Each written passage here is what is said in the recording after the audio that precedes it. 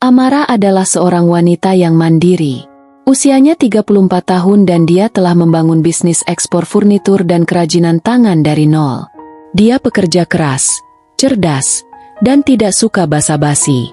Dia menghargai kejujuran dan kerja keras di atas segalanya.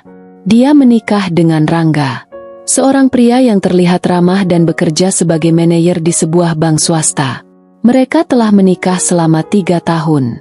Rangga berasal dari keluarga biasa saja, tapi ibunya, Ibu Gita, sangat terobsesi dengan status sosial dan kekayaan. Amara tahu itu, tapi dia mencintai Rangga, atau setidaknya, dia pikir dia mencintainya. Mereka tinggal di sebuah rumah mewah di kawasan elit Jakarta Selatan. Rumah itu dibeli Amara dengan uangnya sendiri, 2 tahun sebelum dia menikah dengan Rangga. Rumah itu adalah hasil jerih payahnya, simbol kesuksesannya. Situasi rumah tangga mereka cukup unik. Setelah ayah Amara meninggal, ibunya, Ibu Wulan, tinggal bersamanya. Ini adalah syarat yang Amara ajukan sebelum menikah, dan Rangga setuju. Ibu Wulan adalah wanita yang lembut, pendiam, dan sangat menyayangi Amara. Dia adalah kebalikan dari Ibu Gita, yang selalu vokal, kritis, dan terang-terangan menunjukkan ketidaksukaannya pada Amara yang dianggapnya terlalu dominan. Amara baru saja menyelesaikan perjalanan bisnis yang panjang. 3 minggu di Eropa, Milan, Paris, dan Berlin. Dia berhasil mendapatkan beberapa kontrak besar yang akan sangat menguntungkan perusahaannya. Perjalanan itu sangat melelahkan. Rapat maraton, penerbangan yang tertunda, dan jet lag yang parah. Tapi hasilnya sepadan. Dia mendarat di Bandara Soekarno-Hatta pada Selasa malam.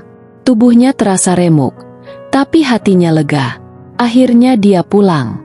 Dia sangat merindukan ibunya, Ibu Wulan. Dia juga rindu pada Rangga, meski belakangan ini suaminya itu terasa sedikit menjaga jarak. Amara sengaja tidak memberitahu siapapun tentang jadwal kepulangannya yang pasti. Dia hanya berkata, sekitar akhir bulan. Dia ingin memberi kejutan. Dia ingin melihat ekspresi bahagia di wajah ibunya. Dia ingin memeluk Rangga dan tidur di kasurnya sendiri.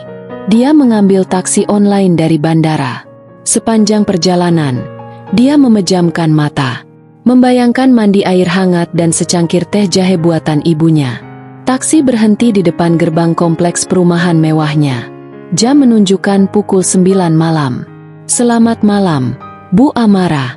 Baru pulang? Sapa petugas keamanan yang membukakan gerbang. Iya, Pak.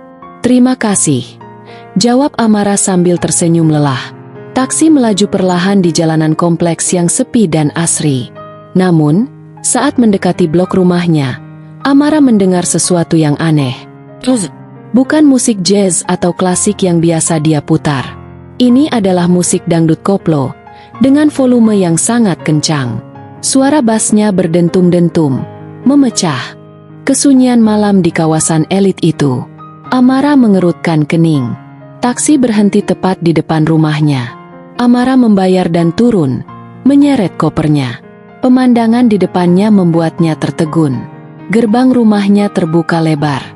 Tamannya, yang biasanya terawat rapi, kini terlihat berantakan.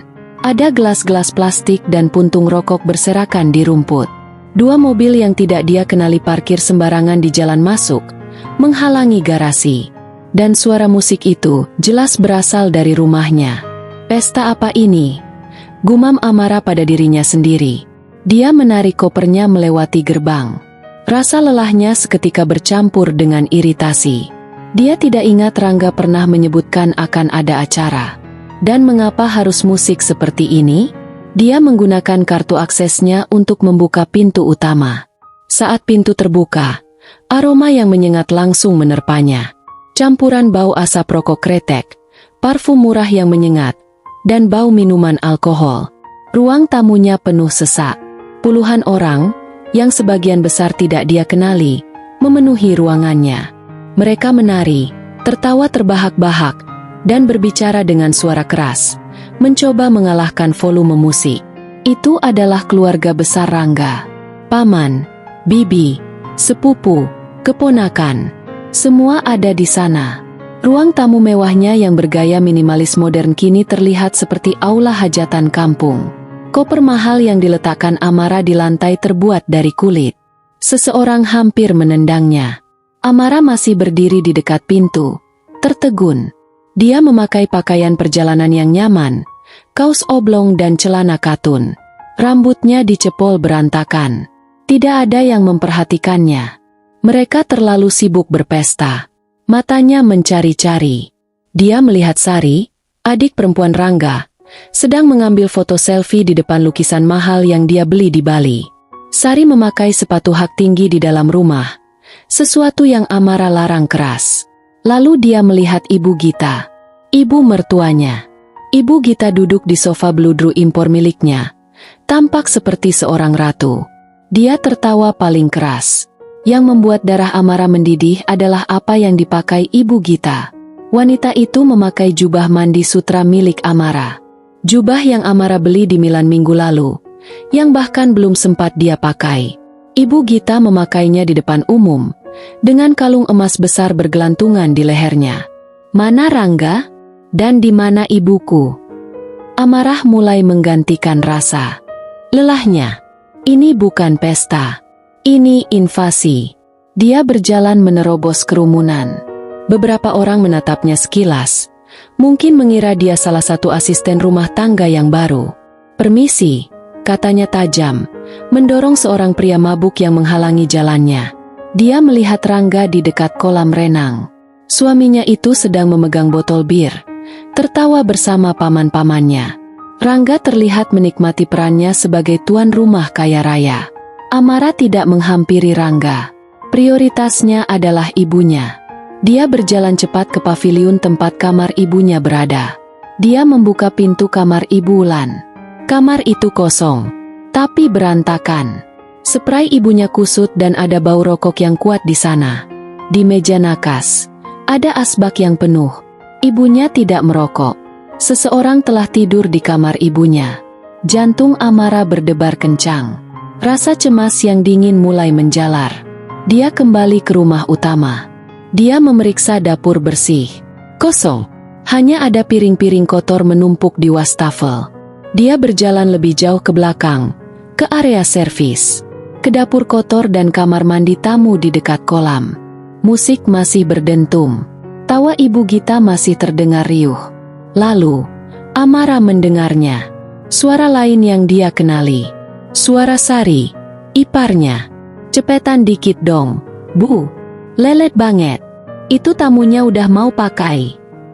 Suara itu datang dari kamar mandi tamu dekat kolam. Amara berhenti. Dia menahan napas. "Bu." Sari memanggil siapa? "Bu?" Dia melangkah pelan ke pintu kamar mandi yang sedikit terbuka. Pemandangan di dalamnya membuat dunianya seakan berhenti berputar. Di sanalah ibunya. Ibu Wulan, wanita yang paling dia hormati di dunia, sedang berjongkok di lantai kamar mandi yang kotor. Lantai itu becek oleh tumpahan minuman dan jejak sepatu berlumpur dari orang-orang yang keluar masuk dari taman. Di tangannya ada sikat toilet. Dia sedang berusaha membersihkan muntahan di sudut ruangan. Ibu Wulan terlihat sangat kurus. Rambutnya yang biasanya rapi kini lepek oleh keringat. Blus sederhananya basah di beberapa bagian. Dia tampak sangat lelah. Sari berdiri di atasnya. Iparnya itu bersedekap, mengetuk-ngetukkan kakinya yang memakai sepatu hak tinggi. Dia terlihat sangat kesal. "Disikat yang bersih. Bau tahu," bentak Sari lagi. Ibu Wulan hanya mengangguk pelan, terus menyikat lantai sambil menahan air matanya. Amarah lenyap, digantikan oleh sesuatu yang lebih dingin, lebih gelap, dan lebih mematikan. Dia mendorong pintu kamar mandi hingga terbuka lebar. Suara decit engselnya membuat Sari menoleh kaget. "Loh, Mbak Amara." Mata Sari membelalak. Kapan pulang?" Ibu Wulan juga mendongak. Matanya yang lelah langsung basah ketika melihat putri satu-satunya. "Amara, kamu pulang, Nak?" Suaranya serak dan gemetar. Amara tidak menjawab Sari. Dia tidak mempedulikan iparnya itu. Dia melangkah masuk, melewati Sari seolah wanita itu tidak ada. Dia berlutut di lantai yang kotor, mengambil sikat toilet dari tangan ibunya yang gemetar, dan melemparnya ke wastafel. "Berdiri, Bu," kata Amara. Suaranya tenang, nyaris berbisik. Tapi ketenangan itu lebih menakutkan daripada teriakan. Dia membantu ibunya berdiri. Tubuh Ibu Wulan terasa ringan, terlalu ringan. "Mbak, ini tadi tamunya ada yang muntah." Sari mencoba menjelaskan. Suaranya kini terdengar cemas. "Kan harus dibersihin. Masa dibiarin?" Amara akhirnya menoleh pada Sari. Dia menatap iparnya itu. Dari ujung rambut yang dicat pirang hingga sepatu hak tingginya yang merusak lantai marmer. "Kamu yang menyuruh ibuku membersihkan ini?" tanya Amara. Ya kan dia yang paling tua di sini, Mbak. Maksudku, yang lagi gak sibuk. Masa aku yang bersihin? Aku kan TM." "Dia ibuku," potong Amara. Nadanya datar. "Iya, aku tahu, tapi kan. Dan aku pemilik rumah ini," lanjut Amara. "Perabotan ini, lantai ini, bahkan udara yang kamu hirup di rumah ini, itu semua milikku." Sari terdiam. Wajahnya mulai pucat. Amara merangkul ibunya. "Ibu masuk kamar aku. Mandi air hangat. Istirahat. Kunci pintunya." Ibu Wulan mengangguk, terlalu syok untuk berkata-kata. Dia berjalan keluar dari kamar mandi, tertatih. Kini, tinggal Amara dan Sari di kamar mandi yang bau itu. Amara memandang Sari. "Aku sudah lihat cukup. Mbak, aku bisa jelasin. Ini semua idenya ibu." "Aku tidak peduli," kata Amara. "Aku mau kamu, ibumu, suamiku, dan semua orang yang tidak aku kenal di rumah ini keluar." "Loh, kok ngusir? Ini kan pesta keluarga, Mbak." "Pesta keluarga?" Amara tertawa kecil, tawa yang sinis. "Ini bukan pesta. Ini penjarahan. Dan kamu baru saja menjadikan ibuku babu di rumahku sendiri." Amara berjalan keluar dari kamar mandi. Sari mengikutinya dari belakang. Panik. "Mbak Amara, tunggu, Mbak." Amara tidak berhenti. Dia berjalan lurus ke tengah ruang tamu. Dia menemukan kabel sound system yang tersambung ke speaker besar. Tanpa berkata apa-apa, dia mencabut kabel itu dari stop kontak. Musik dangdut itu mati seketika. Seluruh ruangan mendadak hening. Puluhan pasang mata kini menatapnya. Tawa dan obrolan terhenti. Ibu Gita, yang sedang asyik bercerita, tampak kesal karena musiknya mati. "Loh, kok mati? Siapa yang matiin?" Lalu dia melihat Amara. Wajahnya membeku. Jubah sutra milik Amara yang dipakainya tiba-tiba terlihat sangat konyol. "Amara?" kata Ibu Gita, kaget. Rangga, yang mendengar keributan itu, akhirnya masuk dari area kolam. "Sayang, kamu pulang? Loh, kok musiknya?" Matanya bertemu dengan mata Amara. Rangga melihat ekspresi di wajah istrinya. Ekspresi yang belum pernah dia lihat sebelumnya. Dingin, keras, dan penuh amarah yang tak terucap. Rangga tahu. Dia tahu dia dalam masalah besar. "Pesta selesai," kata Amara. Suaranya bergema di ruangan yang hening itu. "Aku mau kalian semua keluar dari rumahku. Sekarang juga." Keributan itu tidak langsung meledak. Yang pertama kali terdengar adalah bisikan-bisikan. Para tamu, keluarga besar Rangga, saling pandang dengan bingung. Mereka tidak mengerti apa yang terjadi. Lalu Ibu Gita bangkit dari sofa. Dia merapikan jubah sutra milik Amara yang dipakainya, mencoba mengembalikan wibawanya. "Amara, kamu ini apa-apaan? Baru pulang kok marah-marah," kata Ibu Gita. Nadanya dibuat setenang mungkin. Tapi ada kekesalan di sana. "Kami ini sedang mengadakan acara syukuran, menyambut rumah baru." Amara menatap ibu mertuanya. "Syukuran? Rumah baru? Ini rumahku. Sudah 5 tahun aku tinggal di sini." "Ya, tapi kan ini rumah Rangga juga. Rangga itu suami kamu, anakku." Suara Ibu Gita mulai meninggi. "Oh ya?" Amara melangkah mendekat. "Rumah Rangga? Apa dia ikut membayar cicilannya? Apa dia yang membayar tagihan listrik dan air? Apa dia yang membayar pajak bumi bangunannya? Wajah Rangga memerah. Dia paling benci jika Amara mengungkit soal uang. Sayang, sudahlah. Jangan dibahas di depan banyak orang, kata Rangga, mencoba meraih lengan Amara. Amara menepis tangan Rangga dengan kasar. Jangan sentuh aku. Dia menoleh kembali ke Ibu Gita. Aku tidak peduli ini acara apa. Aku mau kalian semua pergi. Sekarang. Kamu ngusir kami. Ibu Gita kini berteriak. Kamu berani ngusir mertua kamu sendiri? Dasar menantu kurang ajar. Tidak punya sopan santun. Beberapa paman dan bibi Rangga mulai ikut campur. Benar itu. Tidak sopan sekali kamu, Ra. Kami ini keluarga. Wajar dong kumpul-kumpul. Pelit sekali kamu jadi orang kaya. Amara membiarkan mereka berteriak. Dia sudah terlalu lelah untuk berdebat. Dia hanya ingin rumahnya kembali bersih. Dia hanya ingin memastikan ibunya aman. Dia tidak membalas teriakan mereka. Sebaliknya, dia berjalan ke kamarnya di lantai 2. Dia mengabaikan Rangga yang memanggil-manggil namanya dari belakang. Dia sampai di depan pintu kamar utamanya. Dia mengetuk. Ibu, ini Amara. Pintu terbuka sedikit. Ibu Wulan mengintip keluar. Matanya merah karena menangis. Dia sudah berganti pakaian dengan daster bersih. Kamu tidak apa-apa, Nak? Ibu dengar mereka teriak-teriak. Kata Ibu Wulan cemas. Aku tidak apa-apa, Bu. Ibu istirahat saja di dalam. Kunci pintunya. Jangan keluar sampai aku panggil, kata Amara lembut. Tapi Rangga, ini urusanku, Bu. Ibu tenang saja. Amara menutup pintu kamar ibunya, mendengar suara kunci diputar dari dalam. Dia lega. Setidaknya ibunya aman. Dia lalu masuk ke ruang kerjanya, yang letaknya bersebelahan dengan kamar tidur utama. Dia mengunci pintu. Dia duduk di kursi kerjanya, mengambil napas dalam-dalam. Dia harus tenang. Dia tidak bisa melawan mereka dengan emosi. Dia harus menggunakan otaknya.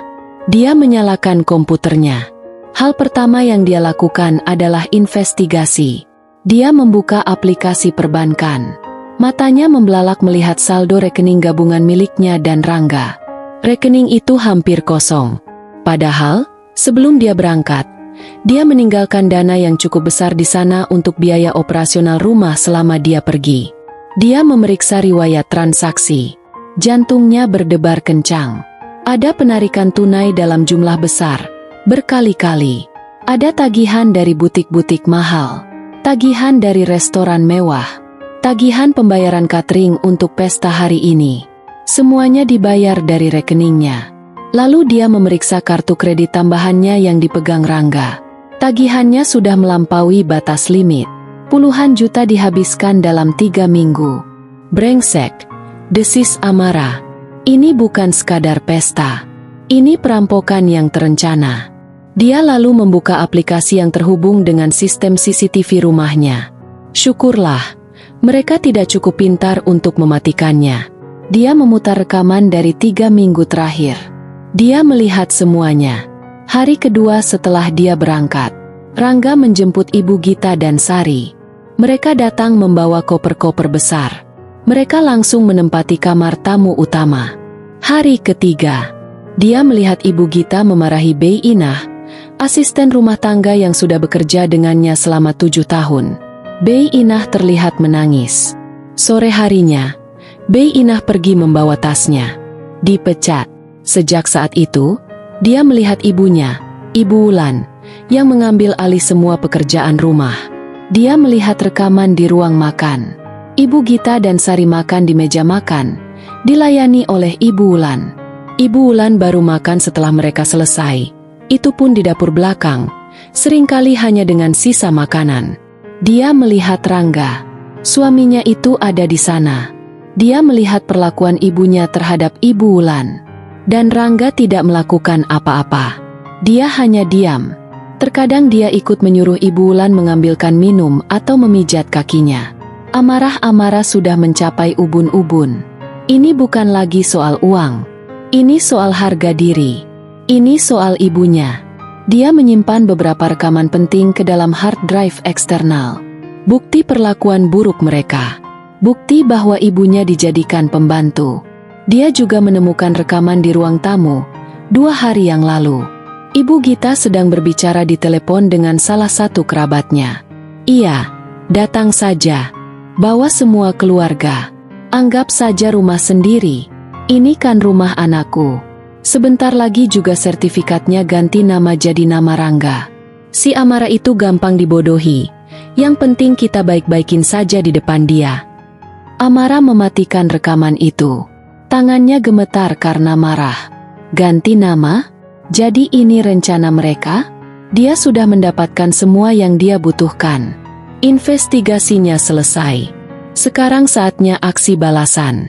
Dia keluar dari ruang kerjanya. Di lantai bawah, suasana masih tegang. Musik sudah tidak ada. Tapi para tamu belum pergi. Mereka menunggu instruksi dari Ibu Gita.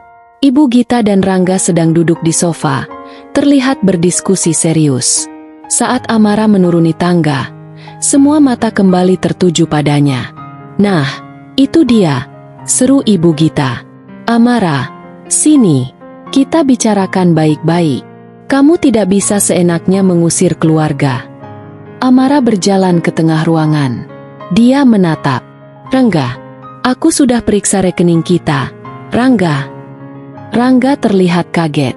Sayang, aku bisa jelasin soal itu. Habis berapa? 50 juta? 100 juta? Untuk pesta konyol ini? Tanya Amara.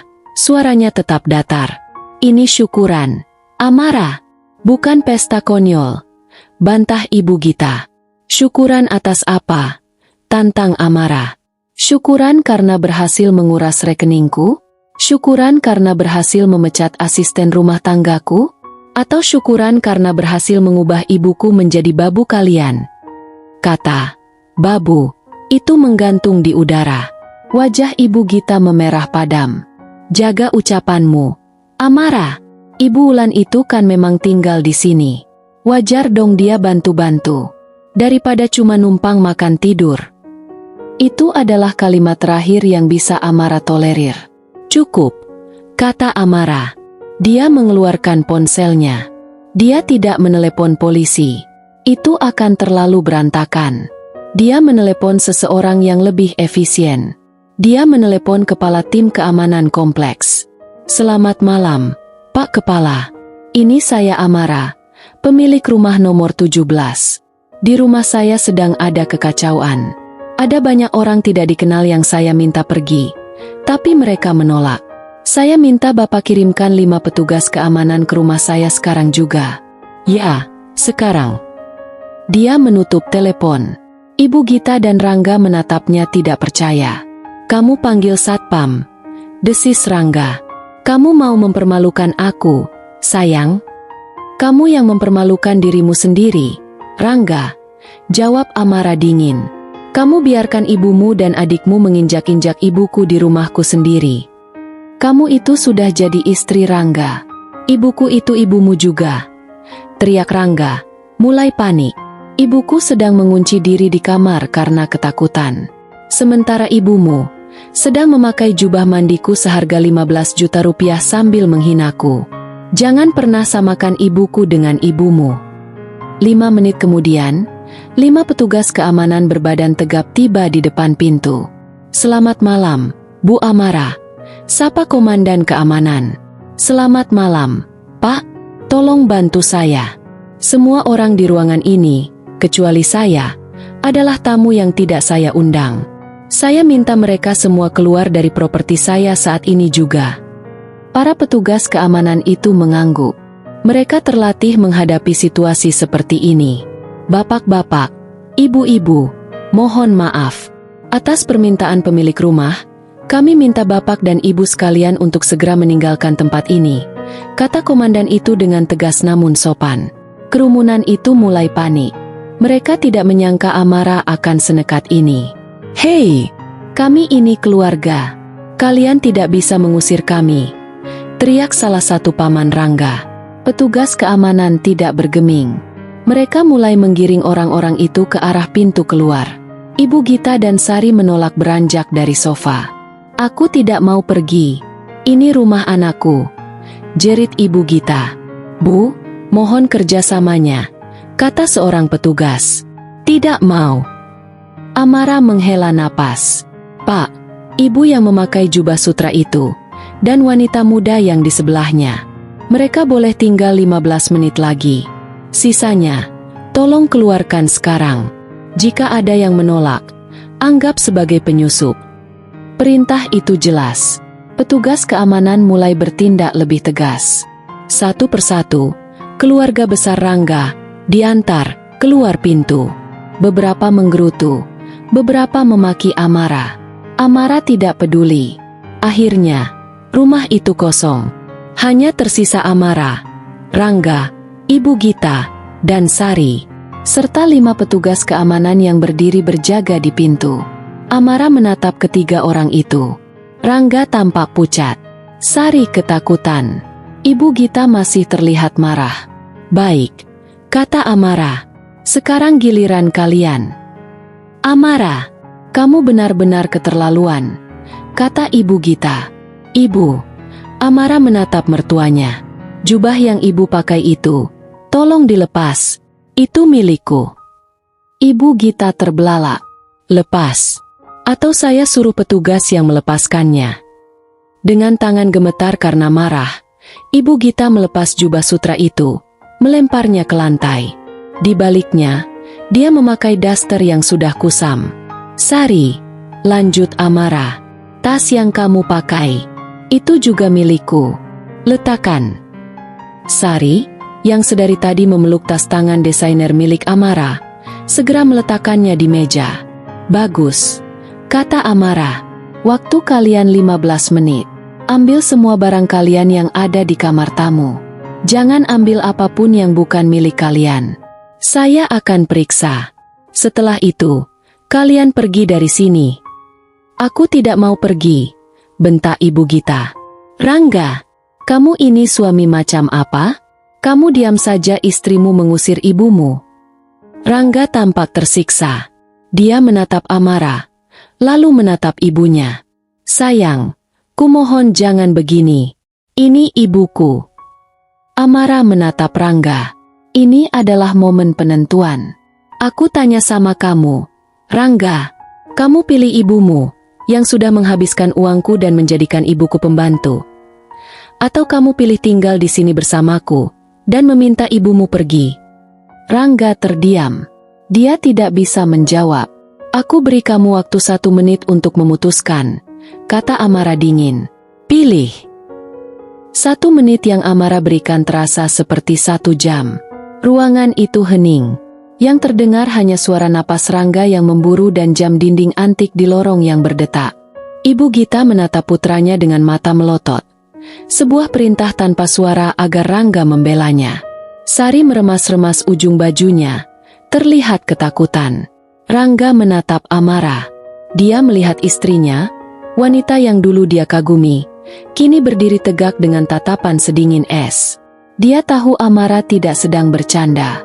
Tapi di sisi lain, ada ibunya, wanita yang membesarkannya, wanita yang selalu dia turuti kemauannya. Amara, jangan begini. Rangga mencoba bernegosiasi. Suaranya parau. Kita bisa bicarakan ini. Aku akan minta ibu dan Sari minta maaf sama ibu kamu. Ya kan, Bu? Ibu Gita mendengus. Minta maaf? Untuk apa? Aku tidak salah. Diam, Bu, bentak Rangga, mengejutkan ibunya sendiri. Lalu dia kembali menatap Amara. Sayang, kumohon, beri aku waktu. Aku akan perbaiki ini. Aku akan ganti semua uangnya. Aku janji.